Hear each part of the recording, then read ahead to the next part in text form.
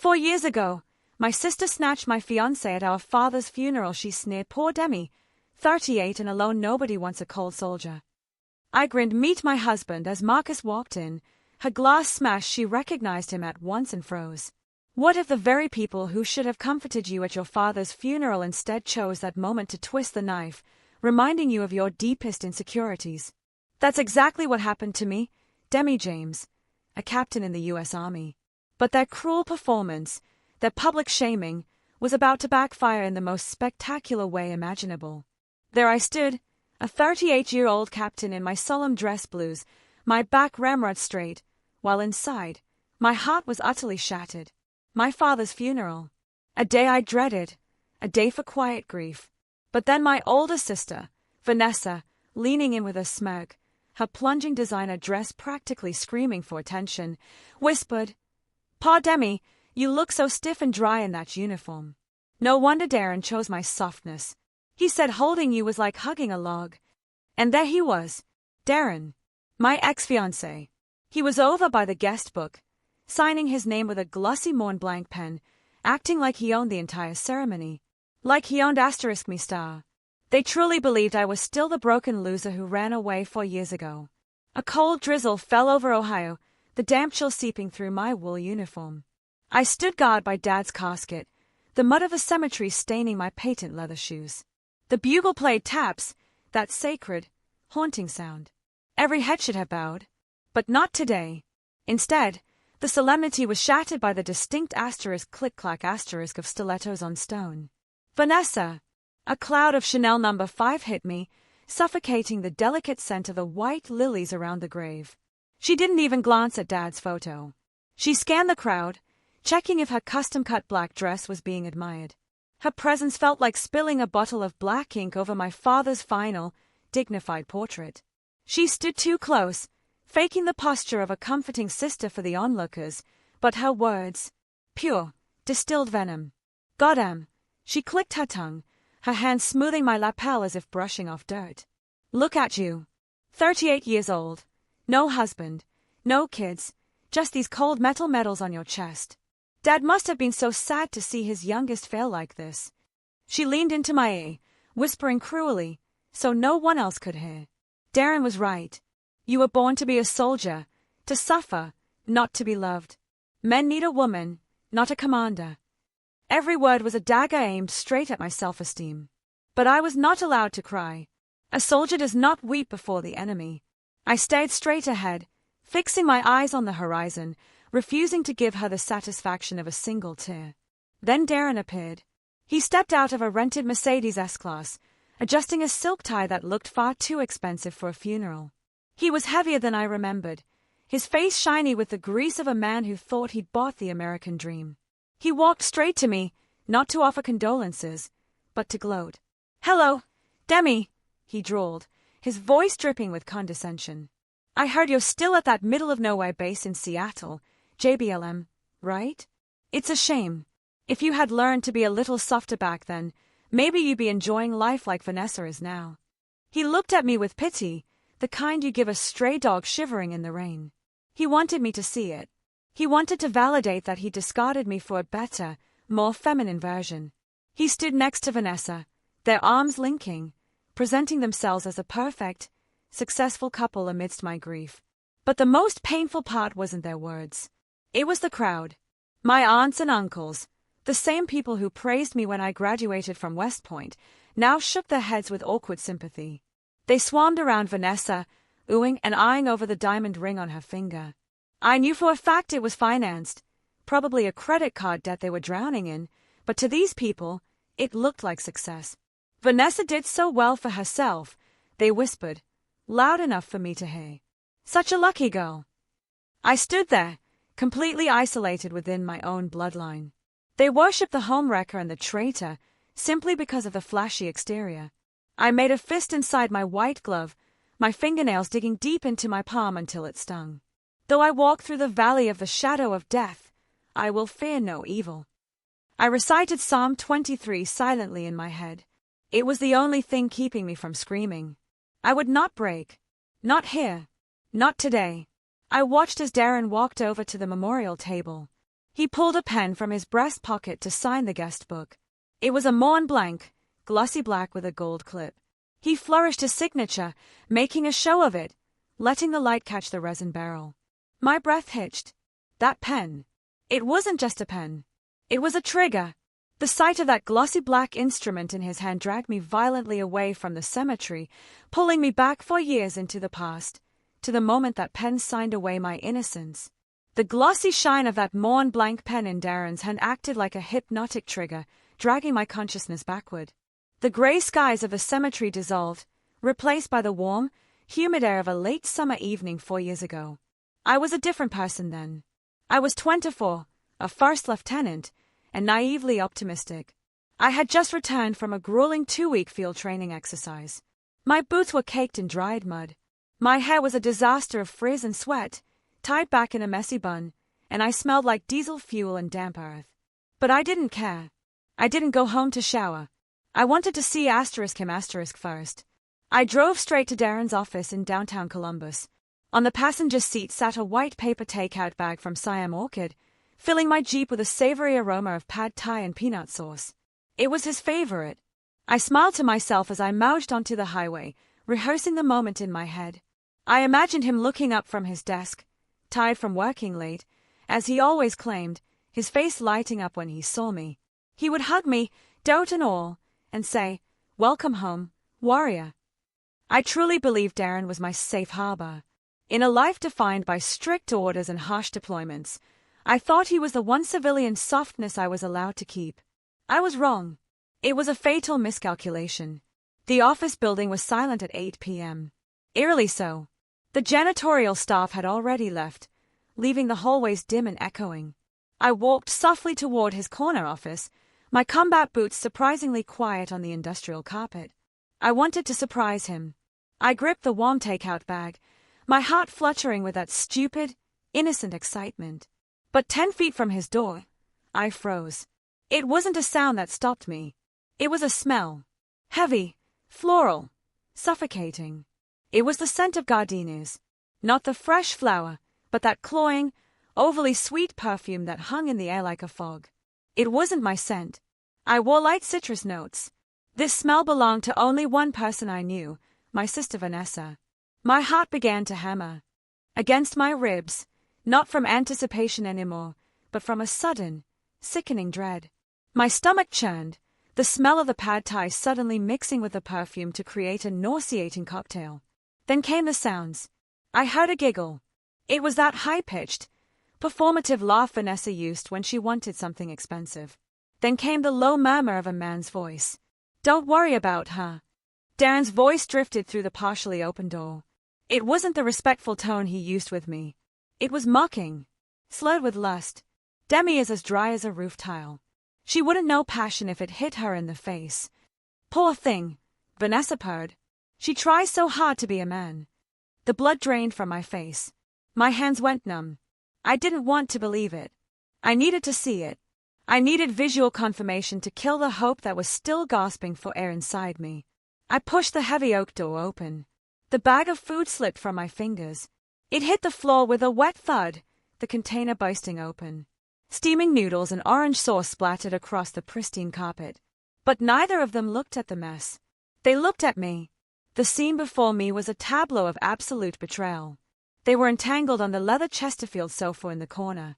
But what made my vision blur with rage wasn't just the nudity. It was what Vanessa was wearing.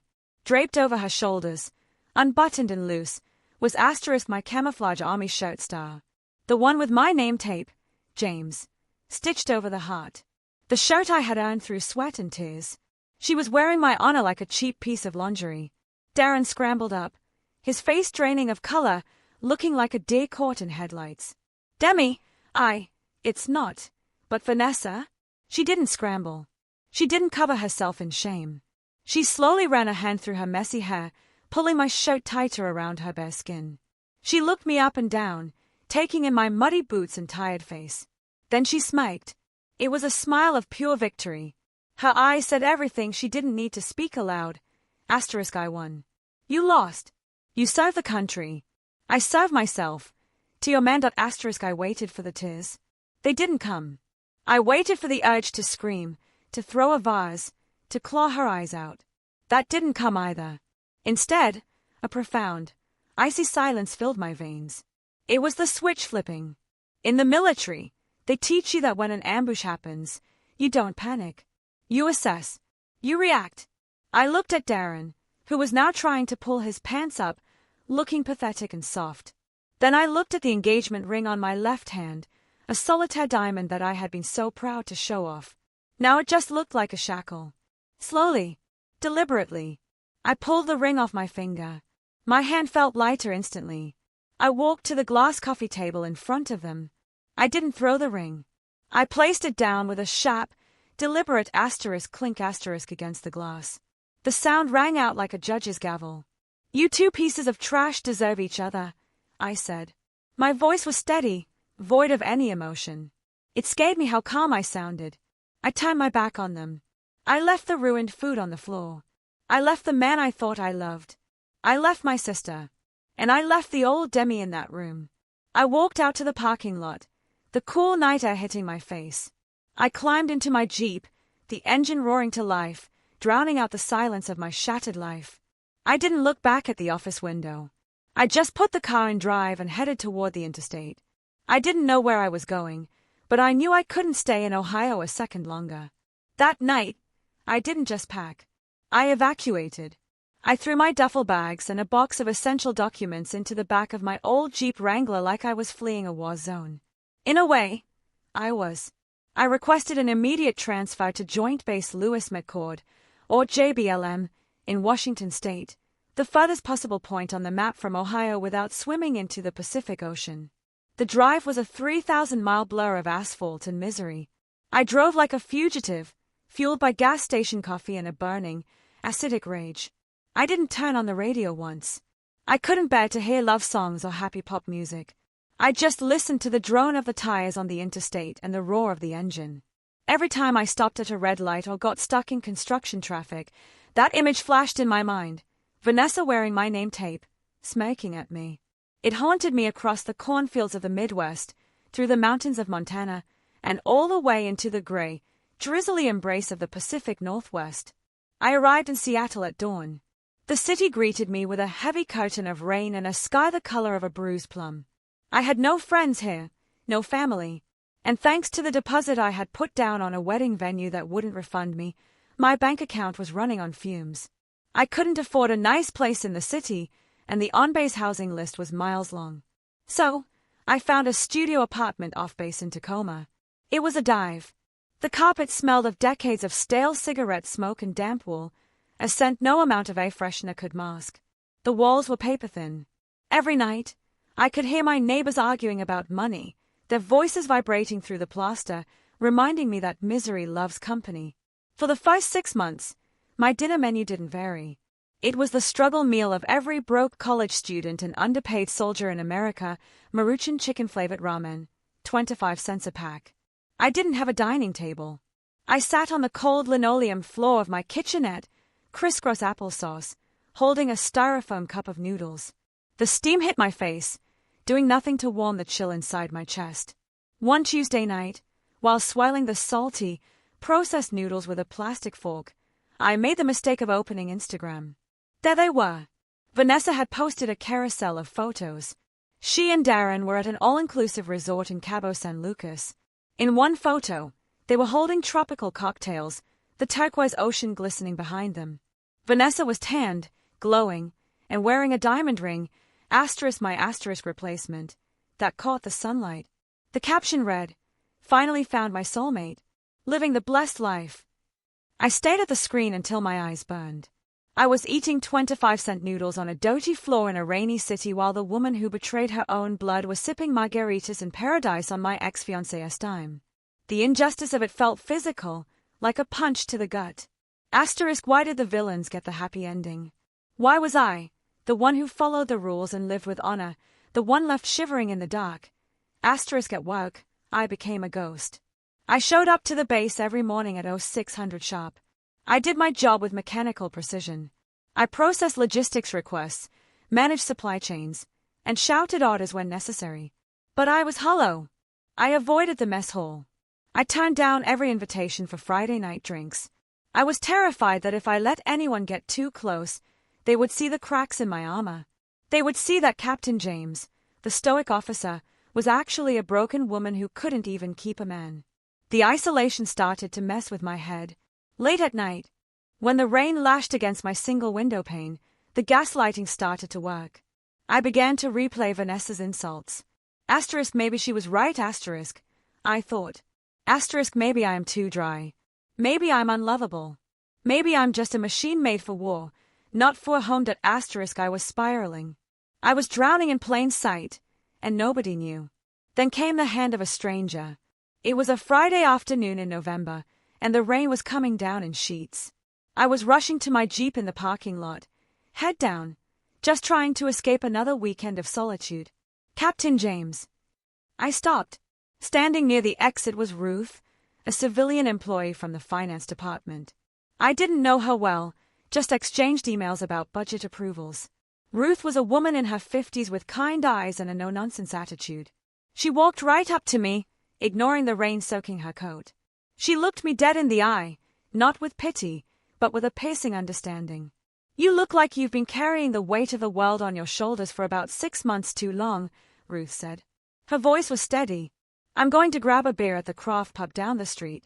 A good, strong IPA. You're coming with me. I opened my mouth to recite my usual excuse, asterisk paperwork. Tired. Busy. Asterisk, but the warmth in Ruth's expression stopped me.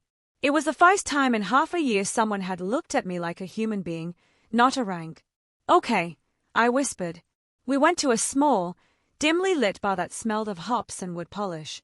Ruth ordered a pitcher of local IPA. She didn't pry. She didn't ask about my family or why I looked so haunted. She just talked about her dogs and the terrible traffic on I-5. After the second pint, the dam broke. I didn't mean to, but a tear slipped down my cheek and landed on the wooden table. Then another. Ruth didn't flinch. She just handed me a napkin and waited. When I finally composed myself, she reached into her purse and pulled out a small, cream-colored business card. She slid it across the table to me. Asterisk Dr. Patricia Chin, trauma and PTSD specialist for veterans. Asterisk I've been where you are, Demi, Ruth said softly. You're a warrior, honey. But even warriors need a medic sometimes. Don't let your past define who you are. Fight for yourself. I stared at the card. The edges were sharp, the font simple. It was just a piece of paper, but in the dim light of that bar, it looked like a lifeline thrown to a drowning woman. I picked it up. My hand was trembling, but for the first time in a long time, I didn't feel entirely alone. Dr. Patricia Chin's office was nothing like the sleek, leather-filled executive suite where my heart had been shattered 4 years ago. There was no mahogany desk, no smell of expensive cologne or hidden betrayal. It was a small, cozy room that smelled of old paper and peppermint tea. Books on trauma and stoicism were stacked haphazardly on the floor, and the chairs were simple fabric, worn soft by the weight of 1,000 soldiers seeking peace. I sat there, my knuckles white as I gripped my knees. It had taken me 3 sessions just to say the words out loud. I feel like I've lost my womanhood, I confessed, my voice barely a whisper. Vanessa was right. I'm just a machine that follows orders. I'm dry. I'm hard. I'm not soft. Dr. Chin took off her reading glasses and looked me dead in the eye. Demi, who told you that softness is the only definition of a woman? Was it a fashion magazine? Was it your sister? She leaned forward. Loyalty, resilience, the capacity to protect others. Those aren't exclusively male traits. Those are human virtues. You aren't dry, Demi. You're fortified star. That statement hit me like a bolt of lightning. For 4 years, I had let the villains of my story hold the pen. I had let a cheater and a narcissist define my value. Dr. Chin introduced me to the philosophy of Marcus Aurelius. Specifically, one concept that became my mantra, the best revenge is to be unlike him who performed the injury. If they were fake, I would be real. If they were cruel, I would be disciplined. That discipline started the next morning at 0430. Seattle was still wrapped in a thick, gray duvet of fog when I laced up my running shoes. I hit the trail around Lake Washington. The cold, dampness of the Pacific Northwest. I burned my lungs, but I welcomed the pain. It was a clean pain. It was honest. I ran until my legs screamed.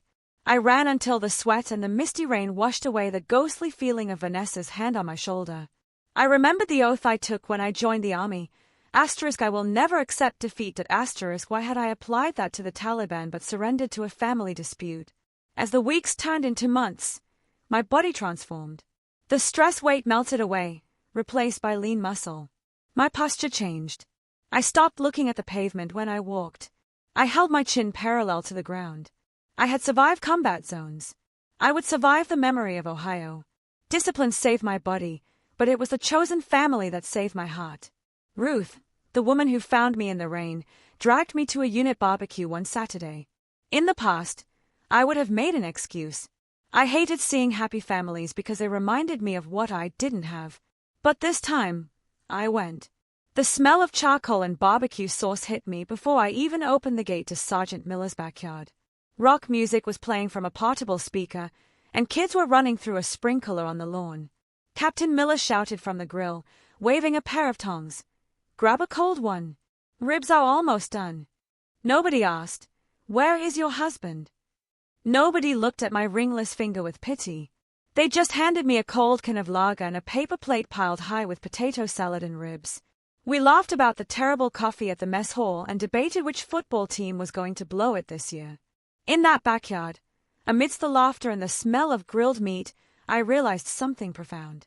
Family isn't just whose DNA you share. Family are the people who stand next to you in the trenches. Family are the ones who don't let you stand out in the rain. 6 months of therapy, running, and healing culminated in a single email. I was promoted. The notification hit my inbox on a Tuesday. Strategic Logistics Manager for the entire Northwest region. It was a massive step up, putting me in charge of multi-million-dollar defense contracts. To celebrate, I did something the old DEMI would never have done. I drove downtown to the Nordstrom flagship store. I walked into the cosmetics department, ignoring the pastel pinks and soft nudes that Vanessa always said were ladylike. I went straight for the boldest shade I could find. It was a deep, rich burgundy. I remembered Vanessa's voice in my head. That color makes you look old, Demi.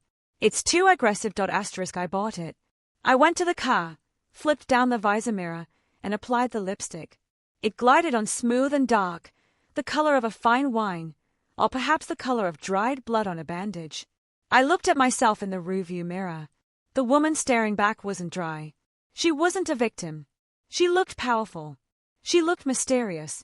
She looked like someone you didn't want to mess with. I smiled, and my teeth looked white against the dark red. This wasn't makeup. This was wall paint. I started the engine of my Jeep. I had a new rank, a new confidence, and a new mission. And little did I know, this new promotion was about to put me in a room with the man who would change everything. The boardrooms of the Pacific Northwest were small, and I was about to walk into a meeting that would rewrite my destiny. My promotion to Strategic Logistics Manager didn't just change my rank, it changed the room I was standing in. Instead of muddy field tents, I was now walking into high-level procurement meetings at the Pentagon's Western Regional Office.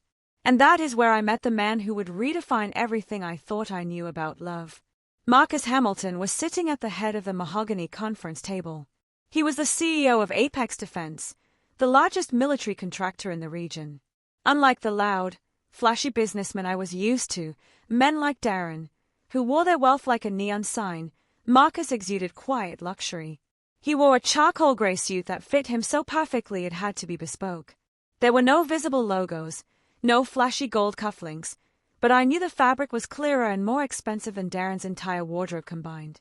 When I stood up to present my report on supply chain vulnerabilities, Marcus didn't check his watch. He didn't look at his phone. And most importantly, he didn't stare at my chest or my legs. He looked me dead in the eye. He listened.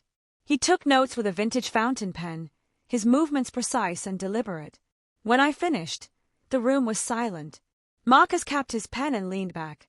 "Captain James," he said, his voice a deep, resonant baritone that commanded the room without shouting. "That was the sharpest analysis of the Pacific supply route I have heard in 5 years. You just saved my company and the taxpayers millions." He wasn't flattering me to get into my pants.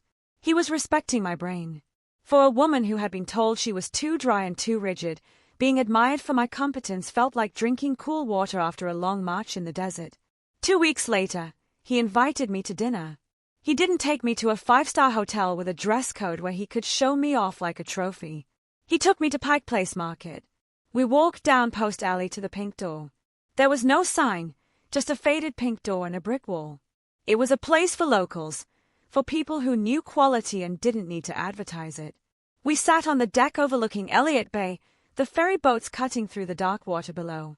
When the waiter arrived, I instinctively froze. My muscle memory from 4 years with Darren kicked in. Darren always ordered for me. * she'll have the garden salad, dressing on the side. We're watching her waistline. * Marcus simply handed me the menu and smiled. The lasagna here is legendary, but get whatever makes you happy, Demi. I ordered the lasagna. Rich, cheesy, and full of carbs. And as we ate, we talked. We didn't talk about money or gossip. We talked about architecture, about the geopolitical shifts in Europe, about old jazz records. When we walked back to the parking garage, I braced myself to see a flashy sports car. Instead, Marcus unlocked a dark blue Volvo SUV. A Volvo? I teased him, raising an eyebrow. Safest car on the road, he said with a shrug, opening the door for me. I don't need to prove I'm fast. I need to know I'm getting home in one piece. That was it. That was the moment I fell for him. Marcus was a mountain. Solid, immovable, and safe. Darren had been a balloon. Colorful, full of hot air, and waiting to pop. 3 months later, the universe revealed its sense of humor. We were driving back from a weekend hike in the Cascades. Marcus was relaxed, one hand on the steering wheel, talking about a recent win for his company. It was a headache, he admitted, chuckling darkly. We were competing against this logistics firm from the East Coast for a $50 million government contract, a company called Mitchell Logistics. My heart stopped. I stared at his profile. * Mitchell Logistics. * Yeah, Marcus continued, oblivious to my shock. The guy running it, Darren Mitchell, I think. He tried to wine and dine the procurement officers. Real flashy guy. But I had my team run a background check on his financials. The guy is drowning. He's leveraging debt to pay off debt. His books are cooked. We exposed it, and the DOD dropped him immediately. I looked out the window to hide the shaking of my hands. Darren, the man who told me I was nothing, the man who had built his life on a foundation of lies, was currently being dismantled by the man holding my hand. Marcus didn't even know he was my avenging angel. He was just doing business with integrity. And in doing so, he was destroying the man who lacked it. 2 years later, on Christmas Eve, Marcus changed my name. There was no flash mob, no drone filming us for Instagram. It was just the two of us in our living room, the only light coming from the crackling fireplace. Marcus got down on one knee. He opened a velvet box. Inside sat a stone that took my breath away. It wasn't a generic diamond. It was a deep, velvety cashmere sapphire, surrounded by a halo of small diamonds. It looked like the ocean at night. Look inside the band, he whispered. I tilted the ring to the firelight. Engraved in the platinum were 2 words, * Semper Fidelis star, * always faithful star. Demi, he said, his voice thick with emotion. I love the woman you are, but I also love the soldier in you. I love the scar under your chin.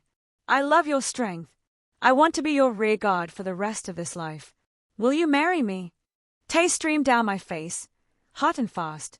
Darren had betrayed every vow he ever made. But Marcus had engraved his loyalty into metal before he even asked the question. I nodded, unable to speak. He slid the ring onto my finger. It fit perfectly. For the first time in my life, I wasn't just deployed. I was home. After the funeral, the mourners retreated to my parents' old colonial house. But what should have been a somber gathering to honor a decorated veteran turned into a grotesque cocktail party hosted by my sister. Vanessa had transformed the living room into a stage for her own vanity. She was swirling a glass of Pinot Noir, laughing too loudly at jokes that weren't funny, while Darren held caught in the center of the room like a king. I, on the other hand, was being treated like the help. Demi! Vanessa snapped her fingers at me across the room. We're out of ice. Go to the kitchen and get another bag. And honestly, can you change out of that costume? The uniform is making the guests uncomfortable. It's so aggressive. My jaw tightened until my teeth ached. She called my dress blues, the uniform I had worn while burying friends, the uniform I had sweat and bled for, a * costume star. I walked to the kitchen, gripping the silver ice bucket so hard my knuckles turned white. I looked around the house I grew up in. It was filled with strangers, business associates Darren had invited to network. They didn't know my father's favorite song. They didn't know he liked his coffee black. They were just here to stare at Darren's gold Rolex and listen to him brag about his upcoming million-dollar projects. They were vultures picking at the carcass of my family's grief. I returned with the ice just as Darren tapped a spoon against his champagne flute. The room fell silent. I'd like to propose a toast, Darren boomed, his face flushed with alcohol. He put on a mask of solemnity that was so thin it was transparent. To my late father-in-law, a good man. And I want everyone to know that Vanessa and I have no regrets. Over the last few years, we spared no expense. We paid for the best doctors, the private nursing care, everything. We wanted him to have the best, regardless of the cost. The air left my lungs. A hot, blinding rage shot up my spine. He paid. The truth was, a ledger burned into my brain. I was the one who wired $3,000 home every month. I was the one who took out a personal loan to pay for the hospice care because his insurance didn't cover it. I was the one eating 25-cent ramen noodles in a freezing apartment in Tacoma so that Dad could have dignity in his final days. Darren and Vanessa hadn't contributed a single dime. They had sent fruit baskets. And now he was standing there, stealing my sacrifice to polish his own ego. He was building a monument to his generosity on the foundation of my poverty. The crowd murmured their approval. Such a good son-in-law, my aunt whispered. So generous. I wanted to scream. I wanted to flip the table. But before I could move, Vanessa glided over to me, looping her arm through Darren's. She looked at me with a sickeningly sweet smile, the kind a predator gives before the kill. You know, Demi, she said, her voice projecting so the whole room could hear. Darren and I were talking. We think it's time you stop this soldier phase. It's been long enough. She paused for effect. You should discharge. Come home. Darren is willing to hire you at his logistics firm. You can be his executive assistant.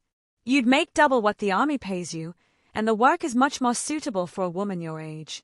You know, making coffee, scheduling appointments, organizing files. It's better than running around in the mud pretending to be a man. The room erupted in polite, chuckling laughter. My relatives nodded in agreement. That's a great offer, Demi, Uncle Bob said, raising his beer. You should take it.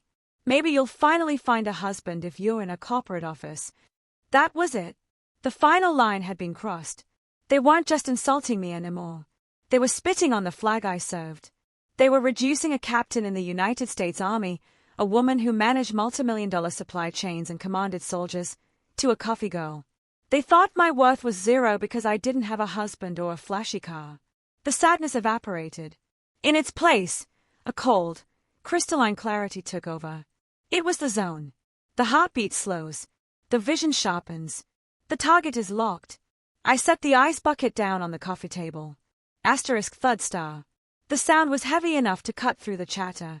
I slowly pulled off my white gloves, finger by finger, and tucked them into my belt. I looked at Vanessa, then turned my gaze to Darren. Thank you for the offer, I said. My voice wasn't loud, but it had the steel timbre of a command, and it silenced the room instantly. But I'm afraid I can't accept. Don't be proud, Demi, Darren scoffed, swirling his drink. It's charity. Take it. I can't take it, I continued, my eyes boring into his, because my husband wouldn't be very happy if I quit my career to work for a company that is currently filing for Chapter 11 bankruptcy. The silence that followed was absolute. You could hear a pin drop. Darren's face went from flushed to ghostly pale in a millisecond. Excuse me, he choked out. Your husband? Vanessa let out a shrill, nervous laugh. Husband? Oh, Demi, honey, I knew you were desperate, but I didn't think you were delusional. What did you do? Hire an actor to impress us. I reached into my pocket and pulled out my phone. I didn't look at them. I looked at the screen. I typed a single message to the contact saved as my North Star. * time on target.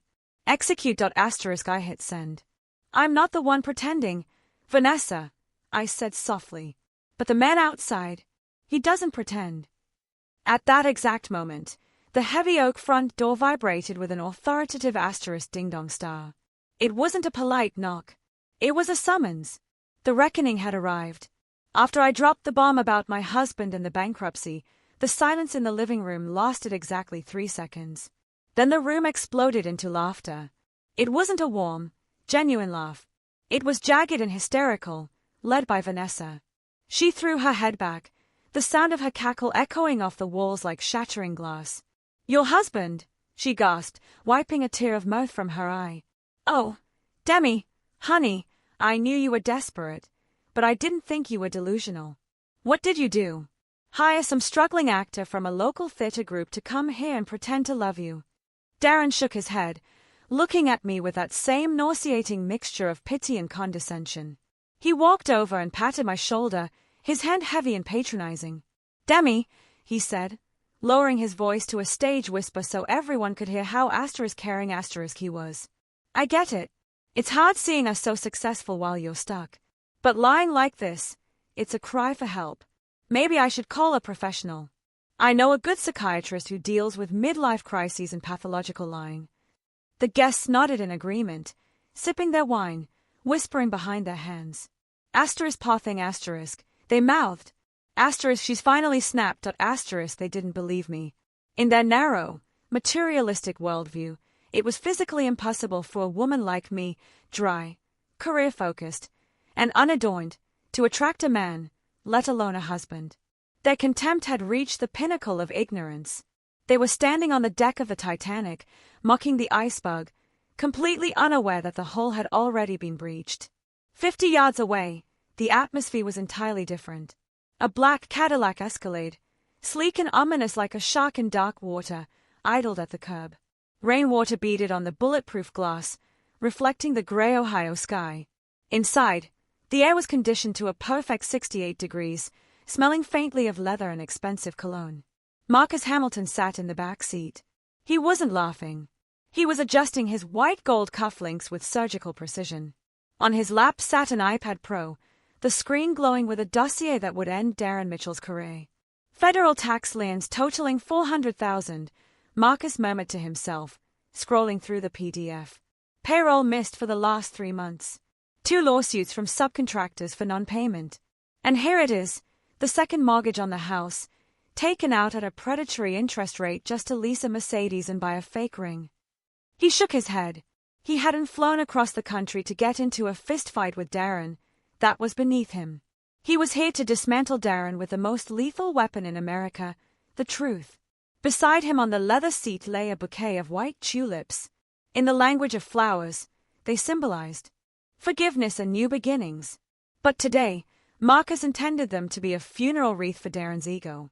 "Sir," his driver and head of security, a massive man named Silas, spoke from the front. "We are clear. Do you want me to accompany you to the door?" "No, Silas," Marcus said, closing the iPad. "I want to look him in the eye myself. Just keep the umbrella ready." Marcus stepped out of the vehicle. His hand-stitched Italian leather shoes hit the wet pavement with a solid, authoritative thud. Silas was there instantly, holding a large black umbrella over him, shielding him from the drizzle. As Marcus walked up the driveway, neighbors who were walking their dogs stopped to stare. In this quiet suburban neighborhood, Marcus didn't look like a guest. He moved with the easy, terrifying confidence of a general entering a territory he had already conquered. He knew his wife was in there. He knew she was taking fire, and he was about to turn those verbal bullets into dust. He reached the front porch. He didn't knock. He pressed the doorbell.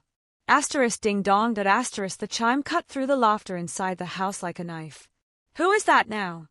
Vanessa huffed, annoyed that her performance was interrupted. She swirled her wine glass, not bothering to move. "Probably the delivery guy with the extra case of Pinot Noir," I ordered. "Demi, get the door, will you?" And tell him to take the empty boxes with him. She waved her hand at me, dismissing me like a servant for the 10th time that day. I stood up slowly. I didn't look at the door immediately. I took a second to brush an invisible speck of dust from my blue uniform. I smoothed the fabric over my heart, feeling the steady rhythm of my own pulse. I wasn't afraid anymore. I felt a strange, vibrating excitement, the adrenaline of a soldier hearing air support arriving overhead. I looked Darren dead in the eyes one last time. "It's not the wine delivery, Darren," I said quietly. My voice was steady, cutting through the murmurs of the room. "That is the man who is about to teach you a very painful lesson in what it actually means to be a provider. Just get the door, Demi!" Vanessa shrieked. I turned my back on them. I walked down the hallway, my heels clicking on the hardwood floor. Each step felt heavier, more significant than the last. My heart hammered against my ribs, not from fear, but from anticipation. I reached for the heavy brass handle of the oak door. I took a deep breath, inhaling the stale air of the house one last time before letting the fresh air in. I turned the knob. I pulled. The door swung open, and the grey light of the outside world flooded into the hallway, outlining the silhouette of the man standing there. The wait was over. When Marcus Hamilton stepped across the threshold, the air in the living room didn't just change, it evaporated. He brought with him the kind of heavy, suffocating gravity that only truly powerful men possess. He stood 6'2", towering over Darren, his charcoal suit absorbing the light rather than reflecting it. He didn't look at the stunned guests holding their cheap appetizers. He didn't look at Darren, who was frozen mid-laugh. He walked straight to me, his strides measured and calm, parting the crowd like the Red Sea. He stopped in front of me, ignoring the chaos of the room entirely. He held out the bouquet of white tulips, crisp, elegant, and understated. "Sorry I'm late, Captain," he said, his voice a rich baritone that vibrated against the walls. He leaned down and kissed my forehead, his lips warm against my cold skin. "The flight from D.C. was delayed on the tarmac. You know how the private airfield gets in this weather." Private airfield. The room went deathly silent. Vanessa, who had been holding her glass of Pinot Noir like a scepter, stared at Marcus. Her eyes darted from the cut of his Italian suit to the watch on his left wrist. It was a Patek Philippe Nautilus, a timepiece that cost more than this entire house. The realization hit her so hard that her fingers went numb. Crash. The wine glass slipped from her hand and shattered on the beige carpet. A dark red stain began to spread rapidly, looking like a fresh gunshot wound on the floor, but nobody moved to clean it up. They were too paralyzed by what was happening to Darren. Darren was standing dead still. His face had drained of all color, turning a sickly shade of gray. He wasn't looking at Marcus as a rival. He was looking at him as an executioner. He recognized the man, not because they were friends, but because Marcus was the predator Darren had been running from. Mr. Hamilton," Darren stammered, his voice cracking like a teenager's. "Director Hamilton of Apex Defense." Marcus finally turned his head. He looked at Darren with the mild, disinterested curiosity one might show a bug before stepping on it. "Oh, Mitchell," Marcus said. His tone was light, yet it carried the weight of a sledgehammer. "I didn't expect to see you here. I assumed you would be in your office frantically explaining that $2 million tax lien to the IRS agents currently auditing your books." The sentence hung in the air like toxic smoke. The guests gasped. Uncle Bob lowered his beer. The smile vanished from my aunt's face. Darren choked. Sweat instantly beaded on his forehead. That's a misunderstanding. We're restructuring." "Restructuring?" Marcus laughed. A dry, humorless sound. "Is that what we call Chapter 11 bankruptcy these days? My compliance team flagged your file this morning, Darren. You leveraged this house, your wife's parents' house, to secure a loan you had no intention of paying back. You're not just broke, you're about to be homeless." Vanessa let out a strangled cry. She rushed forward, grabbing Darren's arm, her fingernails digging into his suit jacket. "What is he talking about, Darren? You said the business was booming. You said we were buying a boat." She turned to Marcus, her eyes wide with panic and confusion. "How do you know this? Who are you?" Marcus didn't answer her immediately. He stepped closer to me, sliding his arm around my waist. His grip was firm, possessive, and incredibly grounding. I am the man who just acquired the Department of Defense logistics contract that your husband tried to bribe his way into, Marcus said calmly. I'm the reason his company is dissolving. He paused, letting the information sink in. Then he delivered the final blow. But more importantly, Marcus continued, his voice dropping an octave, becoming deadly serious, I am Demi's husband. We've been married for 2 years. Vanessa's mouth fell open. She looked from the sapphire ring on my finger to the man holding me, realizing that the actor she mocked was actually the most powerful man in the state. Marcus looked Vanessa dead in the eye. And I want to thank you, Vanessa. Thank me, she whispered, trembling. Yes, Marcus smiled, but it didn't reach his eyes. Thank you for taking this man off her hands 4 years ago. If you hadn't been so greedy, if you hadn't stolen him, I never would have met Demi. You took the trash out so I could find the treasure. For that, I am genuinely grateful. It was a double tap to the heart. He hadn't just beaten them financially. He had completely dismantled their moral victory. He framed their betrayal not as a loss for me, but as the greatest favor anyone had ever done for me. Darren's legs gave out. He sank into the nearest armchair, looking like a deflated balloon. He looked up at me, desperation in his eyes. Demi, he pleaded, his voice wet with tears. Please, Mr. Hamilton, Marcus, we're family. Demi is my ex-fiancée. You can't let them take the house. My reputation. Marcus cut him off. The temperature in the room seemed to drop 10 degrees. Ex-fiancée, Marcus repeated, his voice icy. You lost the right to speak her name when you betrayed her. She isn't your ex-anything. She is Mrs. Hamilton. And the Hamilton family does not do business with liars. Marcus turned his gaze to the room full of gawking relatives. The flying monkeys who had spent the last hour mocking me. This party is over, Marcus announced. He didn't shout, but the authority in his voice was absolute. My wife has had a long day, and she needs to grieve her father in peace. I suggest you all leave now. There was no protest. No one stayed to finish their wine. The shame in the room was palpable. They grabbed their coats and purses, scrambling for the door like cockroaches when the lights turned on. Within 2 minutes, the house was silent, save for the sound of Vanessa sobbing on the floor next to the red wine stain that looked so much like the death of her fake life. Within 5 minutes, the house was empty. The friends and relatives who had been drinking Darren's wine and eating his shrimp cocktail vanished the moment the smell of failure entered the room. Now it was just the 4 of us standing in the wreckage of the living room. Marcus, me, and the 2 people who had tried to destroy my life. The silence was heavy, broken only by the aggressive buzzing of a cell phone on the coffee table. It was Darren's phone. The screen lit up, flashing a number with an 800 area code. Darren stared at it, his hands shaking by his sides. He made no move to answer it. You should probably get that, Mitchell, Marcus said, leaning casually against the mantelpiece. That's the 3rd time they've called in 10 minutes. Creditors are persistent. I can't, Darren whispered, sweat trickling down his temple. Then I will. Marcus reached forward and tapped the speakerphone icon before Darren could stop him. A woman's voice, sharp and professional, filled the room. Mr. Mitchell, this is Wells Fargo Home Mortgage. We have attempted to reach you by mail and phone. This is your final notification regarding the property at 42 Elm Street. Since we have not received the past due balance of $14,000, foreclosure proceedings will officially begin tomorrow morning. You have 30 days to vacate the premises. The color drained from Vanessa's face so fast I thought she was going to faint. She whipped her head toward Darren, her eyes bulging. Foreclosure, she shrieked. Darren, you told me you paid off the mortgage. You said the business was having its best quarter ever.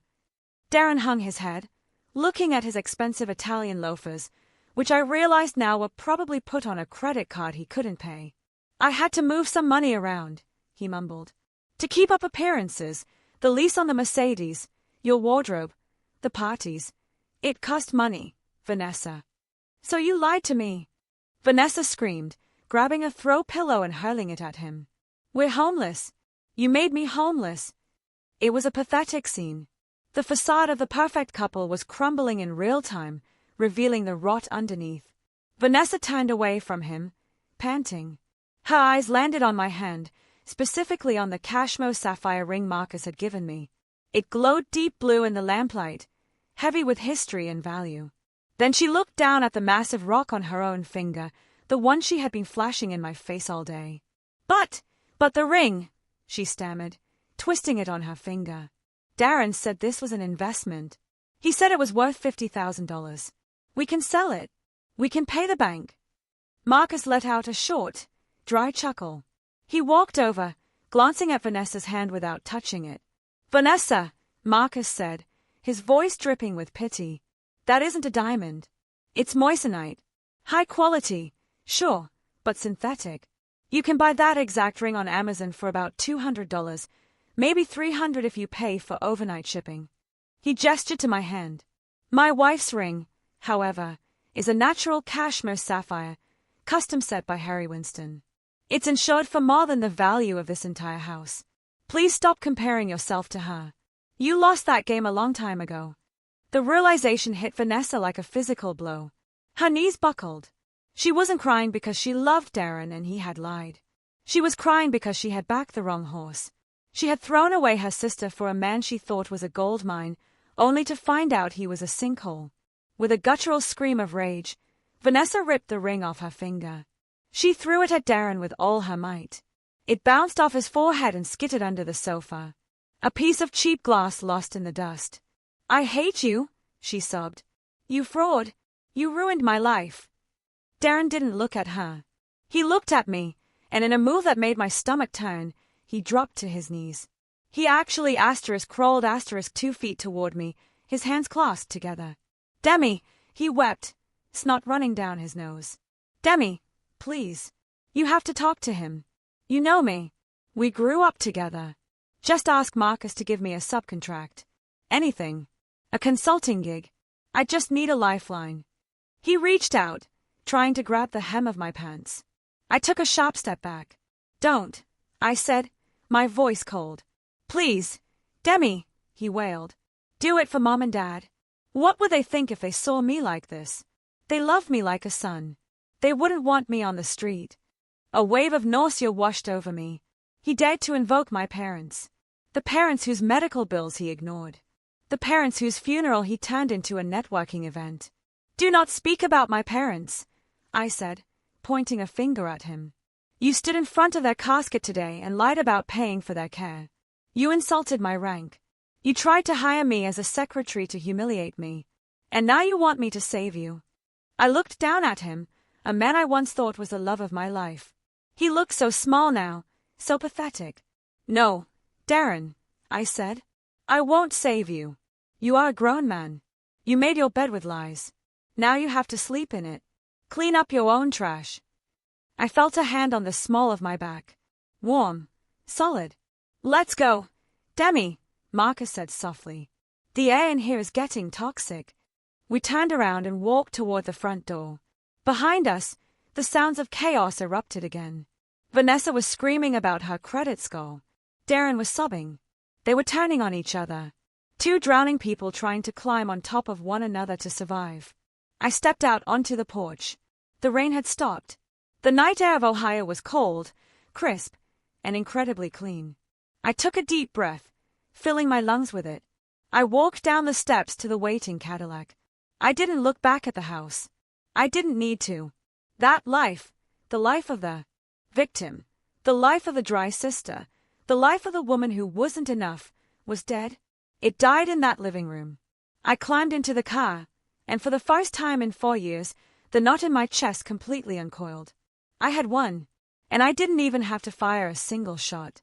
The flight back to Seattle was quiet. The hum of the jet engines created a cocoon of white noise that separated us from the chaos we had left behind in Ohio. Marcus was asleep in the seat next to me, his hand resting protectively over mine. In my lap lay the only thing I had taken from my parents' house before leaving, my father's old leather-bound journal. I had found it tucked away in the bottom drawer of his desk, hidden beneath stacks of medical bills that *I* had paid. My hands trembled as I opened it to the last entry, dated just 3 weeks before he died. The handwriting was shaky, the script of a man whose body was failing, but whose mind was still sharp. I read the words through a blur of tears. I know Demi is suffering alone out there. She doesn't say it, but I hear it in her voice on the phone. My little girl is tough as steel, but even steel feels pain when it's forged in fire. Vanessa has chosen the path of appearance. She wants the world to look at her. But Demi chose honor. She wants to serve the world. I am so proud of my soldier. I only pray that one day she finds a man who is worthy of that brave heart. A sob escaped my throat, loud enough to wake Marcus. He didn't ask what was wrong. He saw the book, saw my face, and simply pulled me into his chest. I buried my face in his shirt, letting go of the last jagged piece of resentment I had been carrying. I hadn't been invisible. Dad had seen me. He had always seen me. I wasn't the black sheep. I was the quiet shepherd he trusted. I wasn't alone. 2 weeks later, the final test arrived in the form of a vibration on my phone. I was in the kitchen making coffee when a text message popped up. It was from Vanessa. It was a long, rambling block of text, devoid of any punctuation or apology. Demi, you have to help me. Darren took the car and left. He left me with nothing but debt. The bank is coming on Monday. I have nowhere to go. You're rich now. You have to send me $10,000 just a loan, please. We are sisters. Family helps family. I stared at the screen, reading the words. Family helps family. The audacity was breathtaking. This was the woman who told me I was unlovable. The woman who wore my uniform as a joke. The woman who tried to make me her husband's secretary. And now, when the ship she drilled holes in was sinking, she wanted me to throw her a life vest made of cash. I looked out the kitchen window. In the backyard, under the soft gray drizzle of the Seattle morning, Marcus was kneeling in the dirt. He was planting the bulbs we had bought earlier that week. I looked back at the phone. 4 years ago, I would have sent the money. I would have tried to buy her love. But I wasn't that woman anymore. I didn't type a reply. I didn't lecture her. I simply tapped the small eye icon in the corner of the screen, scrolled down to the bottom in red text, and pressed *block caller star. The message disappeared. The connection was severed. It wasn't an act of cruelty. It was an act of self-preservation. I realized I had no responsibility to save the people who had tried to drown me. I put the phone down on the counter and walked out the back door.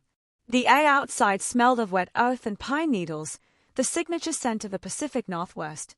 I walked over to the garden bed and knelt beside Marcus. My knees sank into the damp soil, ruining my clean sweatpants. But I didn't care. Everything okay, Captain?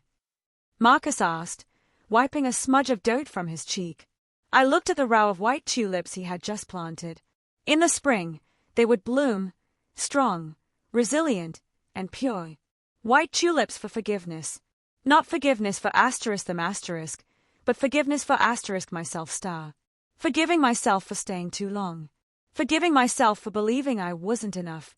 I'm okay, I said, grabbing a trowel to help him cover the bulbs. Actually, I'm better than okay. I'm home. We spent the rest of the morning in silence, working the earth, our hands dirty and cold, but our hearts full. Real happiness wasn't found in the clinking of champagne glasses or the applause of a fake crowd.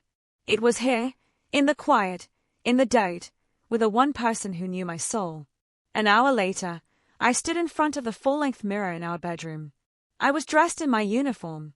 The blue fabric was crisp, the golden buttons gleaming under the lights. I ran my finger over the ribbons on my chest, each one a story of survival. Then I touched the faint scar under my chin. Darren had called it a flaw. Marcus called it a mark of courage. Today, I just called it *me star. I reached for the tube of lipstick on the vanity. Burgundy. Deep, dark, and unapologetic. I applied it carefully, pressing my lips together. The color was bold against my skin. It was the color of a woman who had walked through hell and came out holding the torch. I adjusted my collar and squared my shoulders. I had a unit to lead. I had logistics to manage. I had a life to live. Life is a battlefield. We all take hits. We all get betrayed. We all have moments where we are standing in the rain, eating ramen noodles, wondering if we will ever be warm again. But as I looked at my reflection, I knew the truth. My name is Demi James. I was a victim. Then I was a survivor. Now I am a victor. And if you're out there, standing in your own valley of shadows, listen to me. Do not drop your weapon. Do not let them define you. The night is long, but I promise you, the dawn is coming. Looking back, the most expensive lesson I paid for wasn't about money. It was about definition. For years, I allowed Vanessa and Darren to hold the pen that wrote my life story. They labeled me cold, unlovable, and broken. And for a long time, I believed them. But here's the truth I want you to take with you today. Your value does not decrease based on someone else's inability to see your worth. Just because a customer at a yard sale thinks a diamond is a piece of glass, that doesn't change the nature of the stone. It is still a diamond. You must be the guardian of your own price tag. When the world tries to discount you, have the courage to double the price. Now, I want to turn the floor over to you. Have you ever felt like the black sheep of your family, or had someone try to tell you your worth? Tell me what you think. I really want to know.